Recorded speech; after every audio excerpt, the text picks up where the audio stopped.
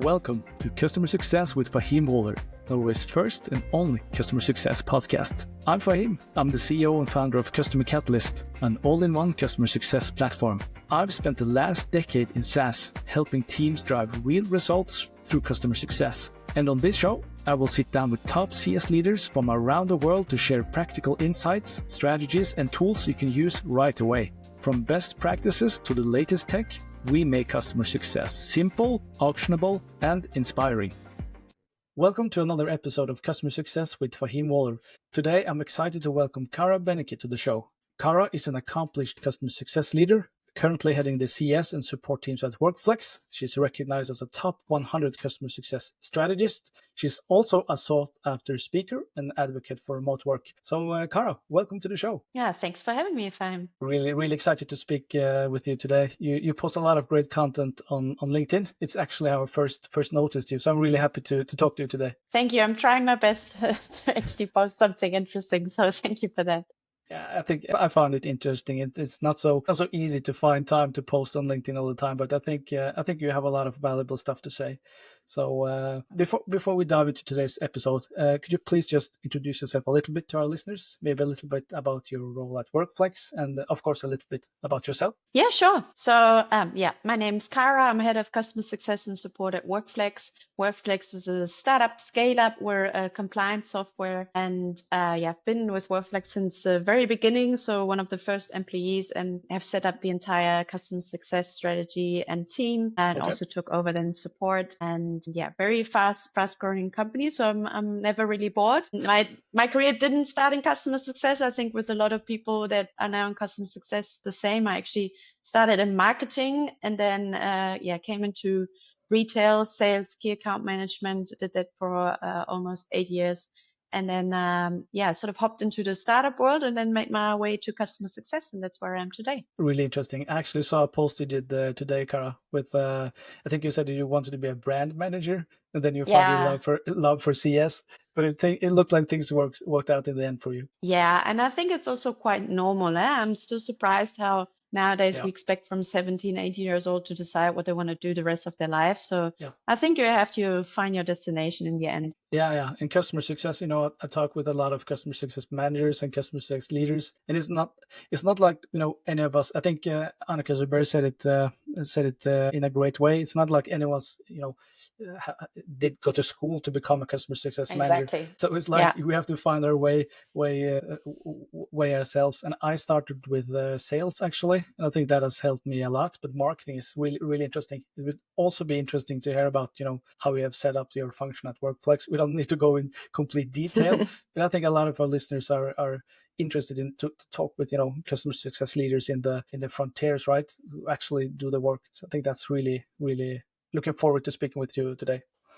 When it comes to customer success, there's a lot of things happening. You obviously, you're a sought-after speaker. I saw you spoke at the Artist Circus event and Women in Customer Success. What are your thoughts about, emerging trends in our field in customer success? Is there anything you're excited about? Anything that's happening you want to talk about? Yeah, I think a no-brainer is definitely AI, right? And I think it's not just relevant for customer success, but probably all of departments. And our co-founder said something very interesting last week. He said, AI is not going to replace you at work, but somebody who knows how to use AI is probably going to replace you. So I think we really need to make it part of our job no matter what, and that's quite challenging because not everybody's super open to AI. So currently, for example, at Workflex, we are really pushing it from the leadership team. It's sort of our new task, to get adoption with an AI, and it's a little bit of a behavioral change as well for us, right? So I think there's a lot of vibe and buzz around AI, but what does it really mean for me for me, especially as a head of customer success, but also for the CSMs, what does it really mean for my day to day? Is it just using ChatGPT to write my mails a little bit better, or is it really using AI tools to get reporting, to get insights or whatever? So I think that's definitely something, if you don't adapt to AI, you're definitely going to be behind. If not, you're already behind in the present if you're not using it. Yeah, completely agree. Do you have some concrete examples of how you're using AI at Workflex? You use some sort of, note takers, or it was interesting to hear. Yeah, exactly. So we use note takers for sure, and we've also seen it saves us a lot of time, right? To not need to take notes. We also use AI within support. Maybe it's not so much customer success, but obviously we have a AI support agent that we train, etc., which also saves us a lot of time and resources. We also use things like Lovable for reporting and creating our own AI agents. Also for internal things, we're launching AI agents for clients on different kind of topics, use cases. I'm a huge fan of AI when it comes to getting like a good insight of what the customer's health score looks like, or health looks like in general, getting information from support tickets, but also emails, meetings, etc. So I think that's also a very, very strong tool. And yeah, we're just looking all the time, like nonstop, what kind of tools or AI tools we can use. Yeah, actually using Lovable as well. Yeah, cool. To create your own AI agents. That's really interesting. I think there's a lot of potential in the agentic future of AI, to actually get an AI who can complete tasks and not only be with chat. I use Chat GPT every day, obviously, to help me with stuff. Yeah, so it's like that's a no-brainer. I actually tried to. I did try. I made just a simple custom GPT, just a customer success GPT. So that's just some fun stuff. But I think the agentic, way forward is really interesting. I haven't seen a lot of, for customer success AI agent, but I'm really looking forward to see, what develops over time. Well, that's interesting. So yeah, obviously AI is a big one. One of the things that I've noticed is, when automatization and AI is becoming a huge thing. How do you feel about the role of the customer success manager and head of customer success? Do you think that's obviously we don't want to be replaced, but I think that's puts, I wouldn't say pressure, but it forces the customer success manager to maybe develop in a different way. What are your thoughts about the role of customer success in the AI age? Yeah, I think, and I mean, we just talked about it the podcast, right? So I think, especially in Europe, we were a little bit behind with customer success when you compare it to America, for example. You were saying Nordics is still a little bit behind when it comes to Germany, etc. So I think one important point within customer success is that it needs to be a revenue driver, and they need to be linked to revenue. So I still see customer success managers that are measured on NPS scores or health scores. And I think we definitely need to change that. It's changing, right? So a lot of customer success leaders are measured with revenue numbers. And I think we were always a little bit scared of being measured on revenue numbers. I mean, you come from sales. I also come from sales. So I did marketing, but then I did 8 years sales, key account management. And for me, it was clear when I built customer success at Workflex, and I want to have a seat at the table, I need to, have the big number as one of my targets as well, which is revenue, right? If you don't have impact on revenue, you're never going to be important. You're always going to be seen as a cost center. And I think that actually also starts with the customer success managers themselves. I feel like sometimes they don't feel like they have an impact on revenue because they're so busy with onboarding clients, with tickets even. I get very allergic when I hear the customer success managers do tickets. But yeah, they're just running behind, putting out fires, etc. So I think if you really want to be successful as a customer success team, you need to find the time to be able to have an impact also on those big numbers like revenue, net revenue retention, etc. Yeah, I think that's the common theme with amongst pretty much all the customer success leaders I've spoken with the last couple of years is tie customer success with your revenue. And I feel like my audience probably gets a little bit tired of me talking about the commercialization of customer success. No, it's the truth. That's it's fine that we just have to hammer that that message home. It's I completely agree. It's what I've been saying for the last couple of years, and I also talked about this in that previous podcast episode. I was also called accused of being too commercial from one CS leader, but for me it's like it's a no-brainer, right? You have to have some sort of commercial. It have to tie customer success to some sort of commercial aspects, and obviously different customer success teams might do this different. For some customer success teams, it's not right that the customer success manager owns all the revenue responsibilities, and maybe they don't carry their own quotas and stuff like that. But for some CS teams, it might be more reasonable that they actually own all the customer success, the commercial responsibility. I think it also depends on the complexity of the product you're selling. So if it's a fairly, non-complex product, maybe this is more suitable for the customer success team. Yes. Highly complex system that creates that needs a lot of sales expertise. I think it's wise that we have some key account managers or even maybe some sales reps to help you. But I think it's important to have that discussion. Yeah, definitely. And I was really surprised because I used to be a key account manager within retail. So I used to sell detergent and fabric conditioner to UK supermarkets, like white labeling. And I was back then sales and customer success in one person, right? So I had to hunt and I had to farm. And I was super surprised when I came into the startup world or in the software or SaaS world. And I was like, are you serious? So once they've created a relationship and agree to work together, it goes to a different person? Like what you were shocked. Cut.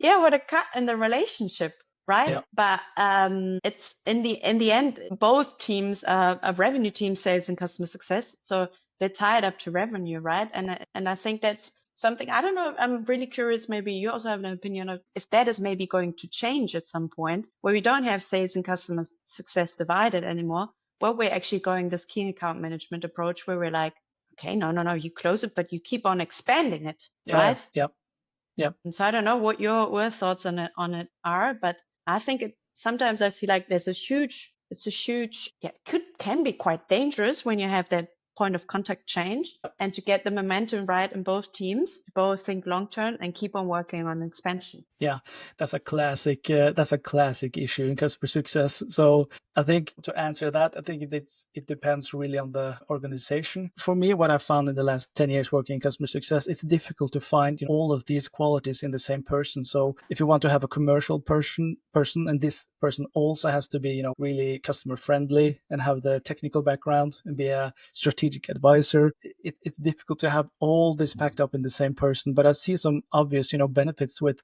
let's say you are a customer success manager at a SaaS company, and you are actually closing the client, you are onboarding the client, and you also do the follow up with the client. Just obviously have a lot of good things about it, but I just find it. I haven't seen this done in a lot of companies. I think there's some reason for it, right? So it also comes back to the KPIs. How do you measure this person? Yeah, should they definitely have a quota for how many new bookings do they have? How many clients are they getting in? Should they have some onboarding? Should they have some, like you said, NPS or some sort of satisfaction score?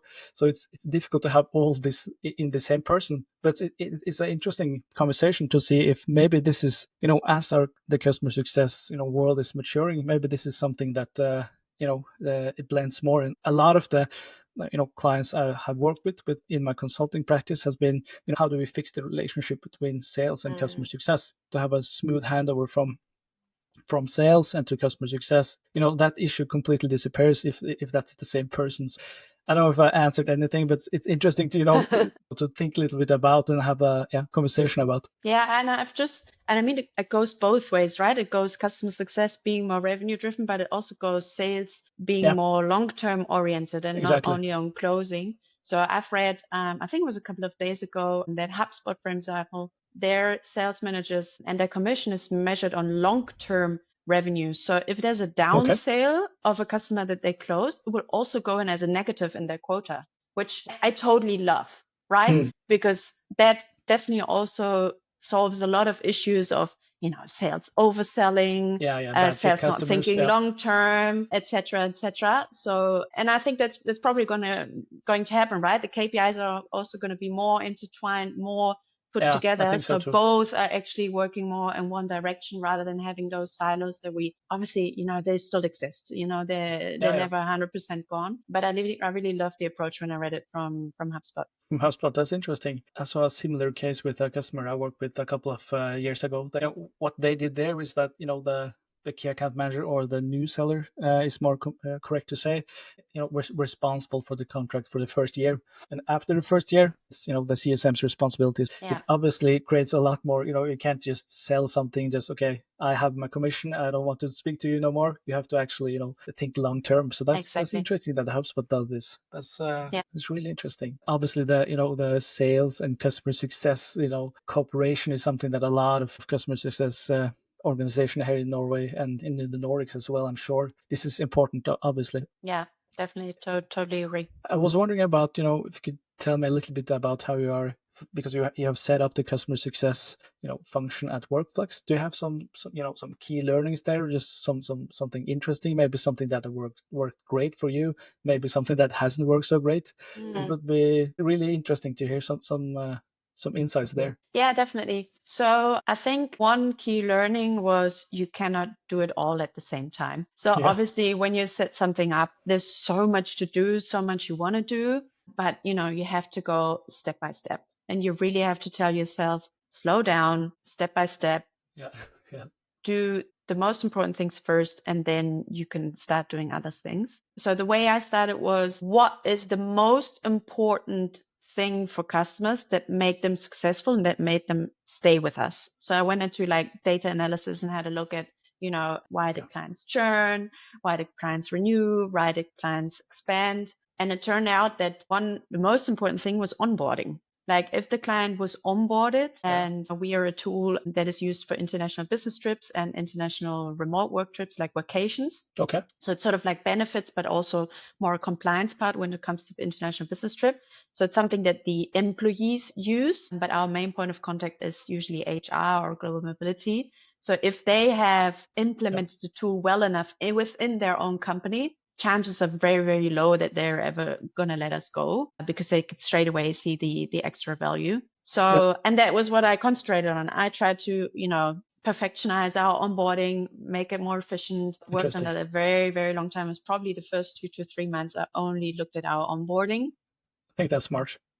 That's definitely something. I think what was also, we were quite lucky because I did sales and customer success. I had a hybrid role before I then moved into only customer success. And that was very good because that meant, I understood the salespeople, and there wasn't really a silo in the beginning. So, and also because I come from sales, right? I straight away set it up like a sales function even, or a revenue function. Okay, and I think that made it really, really close. So for example, we don't just have a sales wins channel where we push, when we close new clients, we have a sales and CS win channel, because it's, we always see it as one revenue team. And I think that makes us also very strong because we closely work together. Also have a lot of fuck ups, definitely. That's part of it. It's part of it. Exactly. And I think one other learning I really had was, make bold decisions. Like it doesn't have to be perfect. Start with something. I think product teams have a rule, like if you don't launch it and you're not embarrassed about what you launched, then you're already too late. Yeah. I wouldn't maybe go that far because, we're a little bit more, but just do it. Do it, and then you can reiterate, you can improve it, make sure that you're close to your customers to get feedback. And those are definitely learnings that I had during the first couple of months. Yeah, I think that's really interesting. And I find, I completely agree. Just I've also, set up customer success departments from scratch, and obviously helped other CS teams as well with their customer success motions. And I think there's a lot of, I don't know if I should call it fear, but it's insecurity when it comes to customer success. There's a lot of, information, there's a lot of influencers, there's a lot of different opinions. How should we do this? And for Nordic customer success leaders, I feel like we have a lot of great customer success leaders, obviously, that they are doing a lot of cool stuff at a really advanced level. But I feel like the majority is, it creates some sort of insecurity there. Where should I start? Do I have the right, should I segment my customer base this way? But I read a blog post about this, how should I do the onboarding? It's for me, when I talk to clients, and what has worked for me as well is, just keep it simple. Just go back to what is customer success actually about. You can add a lot of fancy health scoring, optimization, AI, you can, playbook success plans. You can do a lot of fancy stuff in the end, but just, start with something simple. Just look at your customers. How does a successful customer look like for my company? What defines success for Exactly. them? Right? And just have and you have to duplicate that process with all of your customers. Just start with that, and then we can talk about how you can do it even more advanced. Because I think a lot of, CS teams start maybe on the other side of the spectrum, like, let's just go with a CS platform, let's just go with Oh yeah. optimization with AI, right? But I always advise customer success people I talk to, do the basics right first, and then the rest will naturally follow. What does success look like for your customers? And onboarding, I think it's really smart that you focused on onboarding. That's a lot of, obviously a lot of research that this is a really important stage. So yeah, that's interesting. How do you, when it comes to, the customer journeys and, segmentation strategies, stuff like that, have you something interesting there, or was it like onboarding was the most important for you? No, obviously. So I also laid out the customer journey. So, so like, okay, what touch points do our customers currently have, like onboarding, adoption, expansion, renewal. And for example, we have very strong advocates as well. So I knew that already from sales, because they were always my reference calls that I asked, to get new clients. Yeah. Exactly. But no, definitely a super important thing. I mean, I also do some consultancy, right? So that's the first thing that I do, the exercise when we lay out customer success is like, okay, let's have a look what your customer base looks like. Let's have a look how we segment them. Like, is it by ARR revenue? Is it by size? Is it by use case? What makes sense? So that's one of the workshops I usually then do. And then I do the customer journey with them. And the most surprising thing, I don't know if you've seen it as well with your consultant projects, the onboarding everybody knows about. So everybody has an onboarding process. Renewal also sometimes, but where they're totally lost is adoption.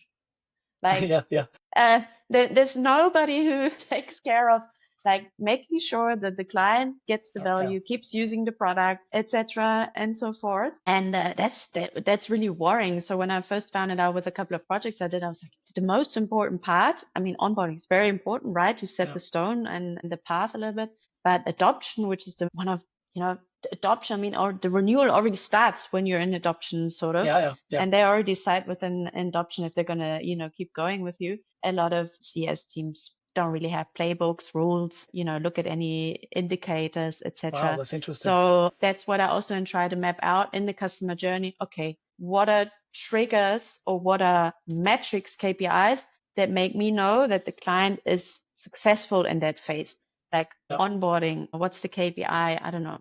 For example, usually our onboarding takes a month. If it takes longer than a month, then it's already a sign, ooh, this client is running behind. And adoption, what is it, right? What are triggers where I can see there's potential expansion? Are they adding more users? Are they, depends a little bit obviously on the product that you sell. But that's also definitely something that I would recommend everybody to do when you set up a customer function, to really go and have a look at it from the customer side, from the customer's perspective, and then, find the KPIs within the company that can define if the customer is successful in each stage. Really interesting about the adoption. I laugh because I feel the same way. Well, there's a lot of emphasis on the onboarding stage, and rightfully so. It's obviously important. What I have found is the renewal phase hasn't been, at least for the clients I work with, hasn't been, a lot of the contracts are auto renewed, so it's not a huge thing for the customers I have worked with. But let's say you have a customer lifecycle stage that's called value realization or growth stage. That's obviously the people understand what that is about. But adoption, that's true. It's I feel like maybe a lot of customer success teams are like, okay, we're done with the onboarding phase.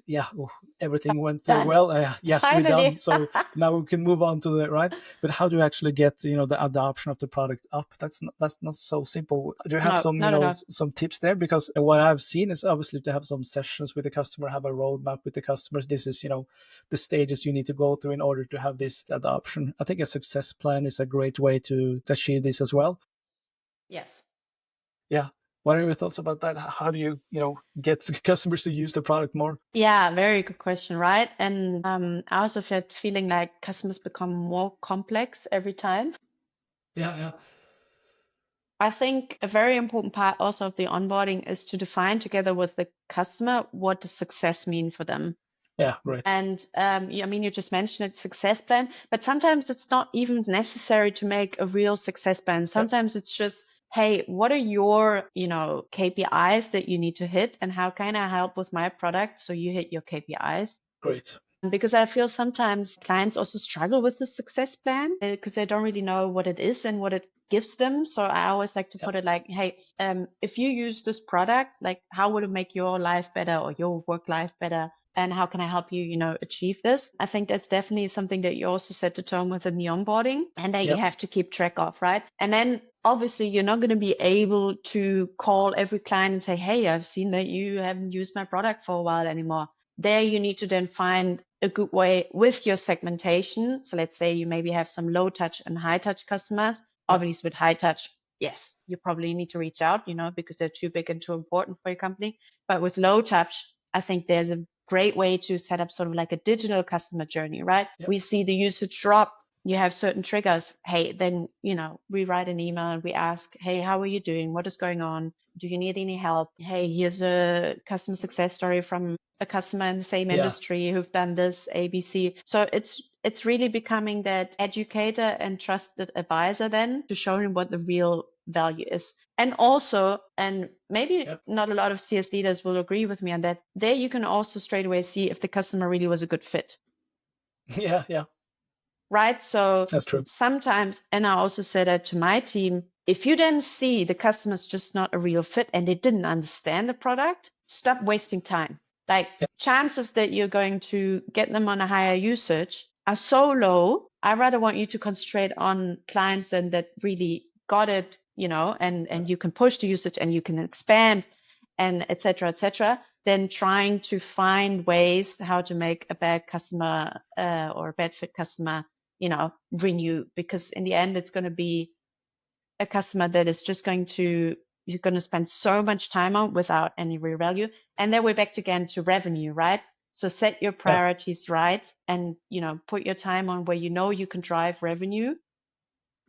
And it maybe might mean, if you see this customer is definitely going to churn, there's nothing I can do, well then, let them churn.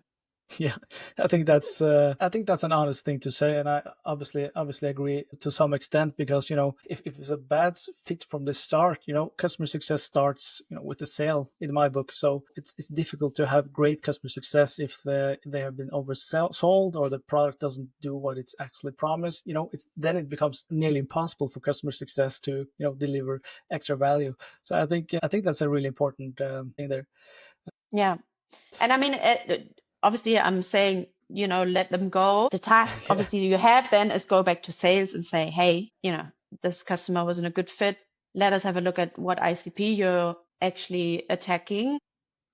And let us see if we maybe need to redefine something. But we see with certain customers, they're not a fit. They don't really have a real pain point. And, go back to the root of the problem, obviously, and try to solve it. So then hopefully it doesn't happen anymore. Yeah, I think that's correct. It also comes back to the LTV to CAC ratio, right? The lifetime value to customer acquisition cost ratio. So I think what you're saying resonates with a lot of people, but it's kind of hard. Yeah, just let them go. It's kind of cutthroat, but It was a little bit harsh, right?